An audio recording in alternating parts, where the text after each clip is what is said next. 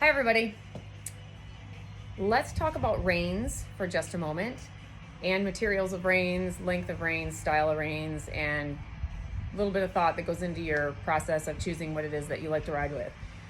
Again, I'm kind of thinking trail riding stuff because that's where I am most of the time now. But there's reins for all kinds of different styles of riding that are suitable for everything. So why choose what you choose to ride with on the trail? Personally, I like split reins just because that's what I always grew up with the leather ties, and they give me some flexibility. I don't hold them like you do in the show ring. I tend to hold them like this, so flip them over. That way I can drop them down on the neck and they don't fall or whatever. I know when I was a kid, my mom tied them together so that I couldn't drop a rein, because apparently I did that a lot.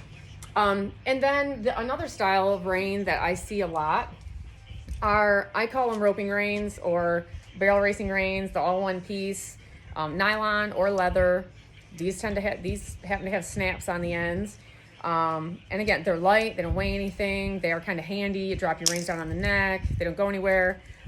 People even put a little piece of leather on here, so if your horse wants to drink, your mule wants to drink, you can kind of let that rein down without, leaning way forward when they're trying to get a drink. One of the things, though, to keep in mind when we're dealing with nylon, is not biting you, is they don't break easily at all. So if we're in a bind somewhere, you're in the water, the horse is playing, striking, or swimming, or something, they put a leg through it, there's not much that's going to give on those reins. These, however, do have a little leather tie that goes through to hook on the snap. So I would imagine that's going to be the weak point of these reins. So something to think about as far as having this little end piece on there. These break, you can replace them. I mean, obviously you don't want them to break if you're pulling on your horse and they're running off with you or something, but we hope that doesn't happen either. But if you're thinking about, safety as far as being able to break free of something that's hooked to their face, hooked to the bit, they're not going to probably put a ton of pressure on that unless they're totally panic-stricken. These would still break free. So I like those, but just for different reasons.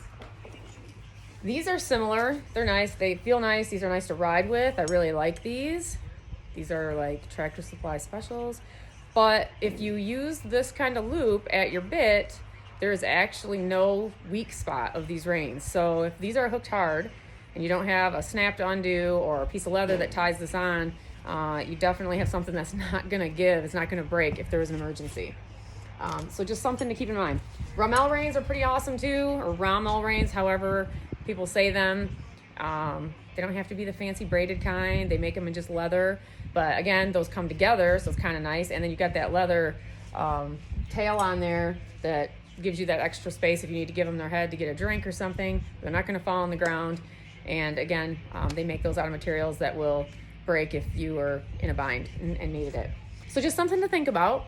Nylon versus leather. I'll do a couple other talks on different pieces of tack with nylon versus leather. And I do one on the billets, and I kind of talk about, I prefer the nylon there. With reins, I tend to prefer leather. If you're going for lightweight or something that can take water, though, nylon's the way to go. And keep in mind, if you're concerned about something that can break free if you need it to, put that into your formula too when you're picking your reins. So just something to think about. Thanks. Bye.